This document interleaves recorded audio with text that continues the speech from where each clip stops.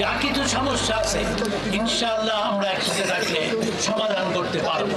মহান প্রধান উপদেষ্টা, মহান আমাদের শিক্ষা উপদেষ্টা, আমাদের ফাইন্যান্স উপদেষ্টা সহ অন্যান্য সব উপদেষ্টা নিয়ে আমরা কাজ করেছি। আমি বলবো আমরা সফল হয়েছি আল্লাহর অশেষ রহমতে। আপনারা ধৈর্য ধরেন, আপনারা আর এখানে থাকেন না প্লিজ। এবং আমি বললাম ইউনিভার্সিটি গ্রান্টস কমিশন এবং জগন্নাথ বিশ্ববিদ্যালয় একটা পরিবারের অংশ, সেভাবেই আমরা কাজ করবো।